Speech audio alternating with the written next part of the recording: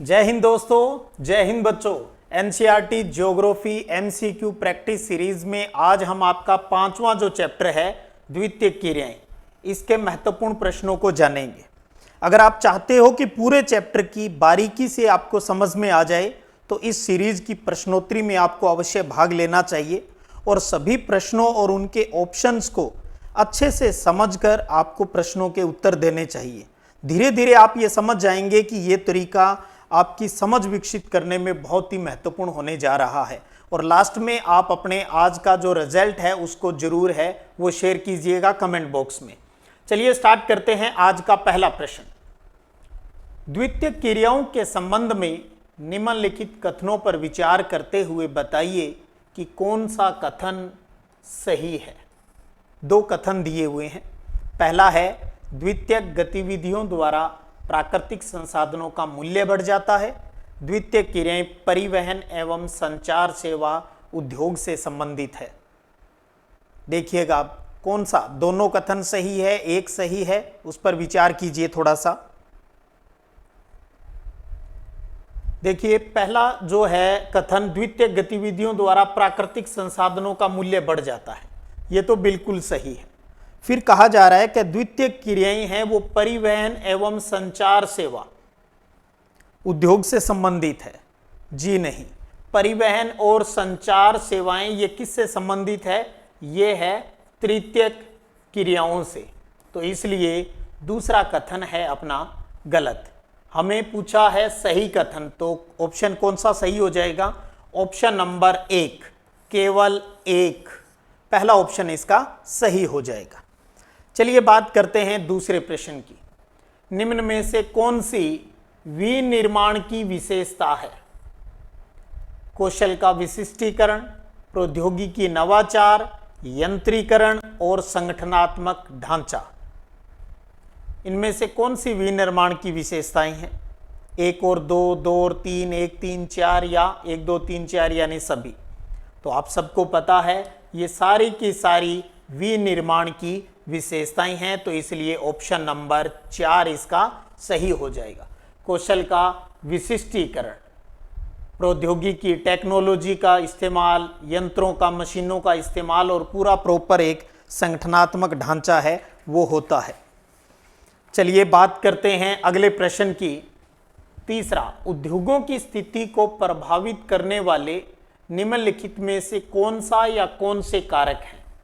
बहुत प्यारा प्रश्न है। ऐसे प्रश्न बड़े प्रश्नों के रूप में भी आते हैं। उद्योगों की स्थिति को प्रभावित करने वाले, बाजार की अभिगम्यता, अभिगम्यता का मतलब होता है पहुंच, यानी बाजार के नजदीक, तो ये तो सही है, इस पर भी डिपेंड करता है। कच्चे माल की प्राप्ति तक अभिगम्यता, ये भी सही है। परिवहन एवं संचार की सुविधाओं तक अभिगम्यता, ये भी सही है। तीनों ही सही है, तो इसलिए उत्तर कौन सा हो जाएगा अपना? Option number 4। चलिए अगला प्रश्न चौथा, बहुत प्यारा प्रश्न। स्वच्छंद उद्योग यानी फुटलोज इंडस्ट्री की बात आ रही है। इसके संदर्भ में कुछ कथन आपको दिए गए हैं और आपको ये बताना है कौन सा या कौन से कथन हैं वो सही है, अच्छे से समझते हुए। पहला कथन क्या है? स्वच्छंद उद्योग विशिष्ट कच्चे माल पर निर्भर करते हैं। ये उद्योग संगठक पुर्जों पर निर्भर रहते हैं। इनमें उत्पादन अत्यधिक मात्रा में होता है और ये उद्योग प्रदूषण नहीं फैलाते हैं। चारों में से कौन सा सही है? थोड़ा सा विचार करें। बहुत प्यारा प्रश्न है और आपको 2-3 नंबर के प्रश्नों में भी ये बहुत बेनिफिशियल होने वाला है।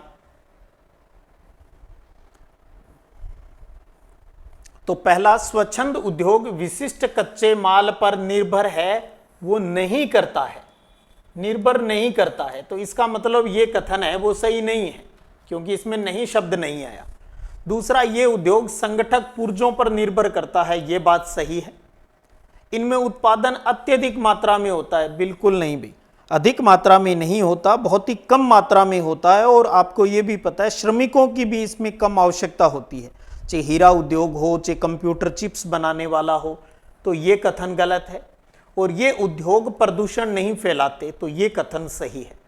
तो दूसरा और चौथा कथन सही है, तो आपको देखना है ये कौन से ऑप्शन में है। तो ये है ऑप्शन नंबर 2। तो उत्तर हो गया ऑप्शन नंबर 2 चौथे का भी। ये उद्योग संगठक पुर्जों पर निर्भर करते हैं और ये उद्योग है वो प्रदूषण नहीं फैलाते हैं। चलिए अगला प्रश्न है 5वां। निम्न में से कौन सा उद्योग कृषि आधारित नहीं है? बहुत प्यारा प्रश्न। 4 ऑप्शन आपके सामने दिए हैं और आपको यह बताना है इनमें से कौन सा है वो कृषि आधारित नहीं है। एग्रीकल्चर यानी कच्चे माल के रूप में जिसका इस्तेमाल नहीं होता, तो वनस्पति तेल ये कृषि आधारित है। चीनी है ये कृषि आधारित है। सूती वस्त्र ये भी कृषि आधारित है। नमक की बात करें तो नमक किस पर डिपेंड कर रहा है? ये रसायन खनिज से बनता है, तो ये रसायन आधारित उद्योग है, ये कृषि आधारित उद्योग नहीं है। तो इसलिए उत्तर क्या हो जाएगा इस प्रश्न के अकॉर्डिंग? ये हो जाएगा ऑप्शन नंबर 3 भी। नमक रसायन आधारित उद्योग है, न कि कृषि आधारित। चलिए साहब अगला प्रश्न है कि निम्न में से कौन सा वन आधारित उद्योग है? ऑप्शन आपके सामने लिखे हुए हैं, थोड़ा सा अच्छे से गौर करें। लाख किस पर आधारित है? लाख आ जाए, इमारती जो लकड़ी है, कागज है, ये सारे किस पर है? वन पर आधारित है। ये कृत्रिम रेशे की अगर बात करें तो कृत्रिम रेशा हो गया आपका, पेट्रो रसायन हो गया, ये किस पर है? ये दोनों रसायन पर आधारित है। ये रसायन पर है, ये रसायन पर है। कॉफी की बात करें तो ये किस पर हो गया? ये कृषि पर आधारित है। तो यहां आपसे वन आधारित पूछा है तो कौन सा ऑप्शन हो जाएगा? 1 नंबर। लाख, इमारती लकड़ी, कागज आ जाए तो वो वन आधारित। तो पहला ऑप्शन इसका सही हो गया। अगला प्रश्न 7वां। निम्न कथनों पर विचार करते हुए बताइए कि कौन सा कथन है वो सही है। 2 कथन दिए गए हैं और इनमें आपको ये बताना है भी दोनों सही हैं या कोई एक सही है। पहला ऑप्शन, चीनी, सूती वस्त्र और वनस्पति तेल ये स्वच्छंद उद्योग है क्या? दूसरा का खनिज तेल और जल विद्युत शक्ति के विकास ने उद्योगों की अवस्थिति कारक के रूप में कोयला शक्ति के महत्व को कम किया है। तो अब देखिए कौन सा, दोनों सही या एक सही? एक बार जरूर विचार करें, इस प्रश्न को समझें।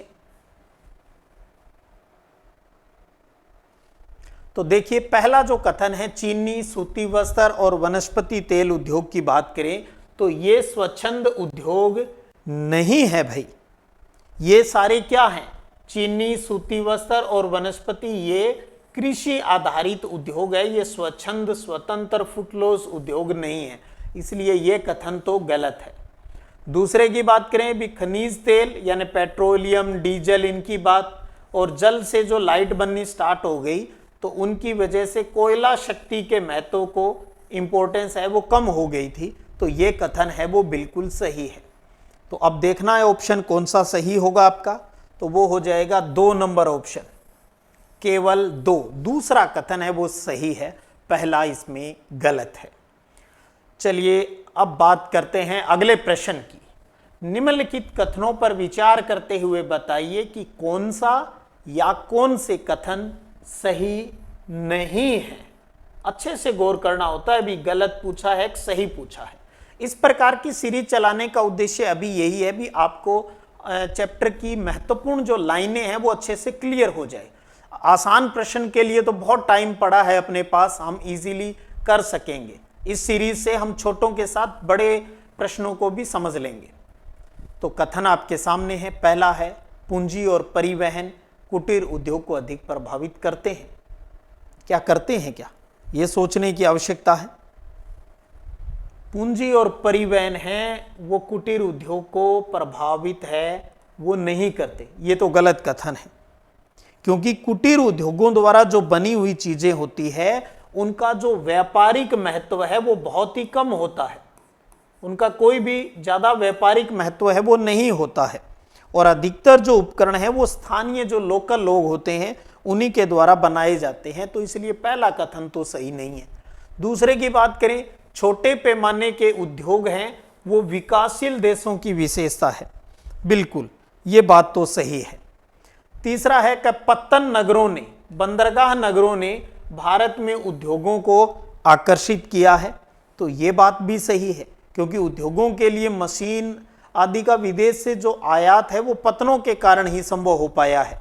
जैसे बात करें मुंबई पत्तन की, तो मुंबई पत्तन के कारण सूती वस्त्र के उद्योग में विकास में बहुत ही सहायता है वो मिली है।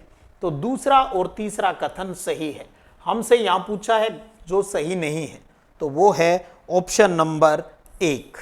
तो यानी आपका 1 नंबर ऑप्शन इसका उत्तर हो जाएगा। चलिए जी, अगले प्रश्न की बात करते हैं। प्रश्न नंबर 9, निम्न में से कौन सी एक अर्थव्यवस्था में उत्पादन का स्वामित्व व्यक्तिगत और सार्वजनिक दोनों है? बहुत प्यारा प्रश्न। उत्पादन का स्वामित्व यानी मालिकाना जो हक है वो व्यक्तिगत भी होता है और उसमें सार्वजनिक, सरकारी, प्राइवेट और सरकारी दोनों होता है। इनमें से आपको बताना है भी उस अर्थव्यवस्था को क्या नाम दिया गया है, मिश्रित, पूंजीवाद, समाजवाद या इनमें से कोई नहीं। तो वो कौन सी है? हमारे देश में अपनाई जाने वाली अर्थव्यवस्था मिश्रित अर्थव्यवस्था। इसमें निजी और सार्वजनिक दोनों प्रकार के उद्यम हैं, उद्योग हैं, वो हमें मिलते हैं। तो 9वें का उत्तर हो गया ऑप्शन नंबर 1। अगला प्रश्न है 10वां, कि निम्नलिखित कथनों पर विचार करते हुए बताइए कि कौन सा या कौन से कथन सही नहीं है। हमें गलत कथन बताने हैं, सही नहीं है इसका मतलब है भी गलत जो कथन है वो बताइए। 3 ऑप्शन। पहला है उद्योग जिनके उत्पाद को अन्य वस्तुएं बनाने हेतु कच्चे माल के रूप में प्रयोग में लाया जाता है उन्हें आधारभूत उद्योग कहते हैं। ये तो बिल्कुल ही सही परिभाषा है इसकी।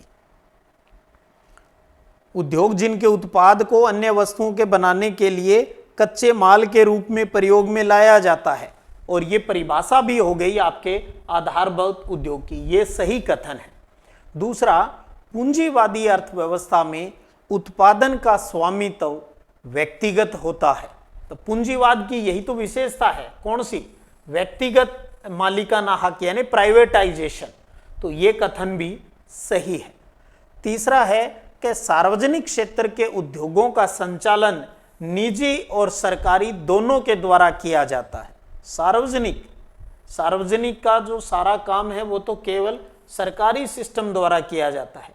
निजी और सरकारी जब दोनों की बात आती है वो व्यवस्था तो मिश्रित प्रकार की होती है, सार्वजनिक नहीं होती। तो इसलिए ये कथन क्या है? गलत है। तो पहला और दूसरा कथन बिल्कुल सही है, तीसरा कथन इसमें गलत है। तो अब आपको छांटना है नीचे दिए गए 4 ऑप्शन में से भी तीसरा कथन किस में है। तो वो आ रहा है दूसरे ऑप्शन में, केवल 3 वाला। तो इसलिए उत्तर क्या हो गया?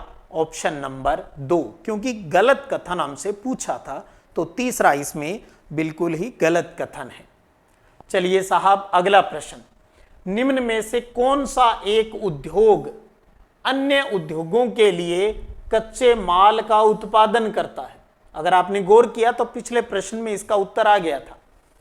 एक उद्योग जो अन्य उद्योगों के लिए कच्चा माल है वो बनाता है, वो कौन सा है? कृषि आधारित उद्योग, वन आधारित उद्योग, आधारभूत उद्योग या कुटीर उद्योग?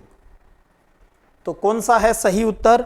और वो है आधारभूत उद्योग, क्योंकि ये सारे तो डायरेक्ट कच्चे माल पर डिपेंड है, जबकि आधारभूत उद्योग खुद एक उद्योग है और दूसरे उद्योगों के लिए कच्चा माल उपलब्ध करवाता है।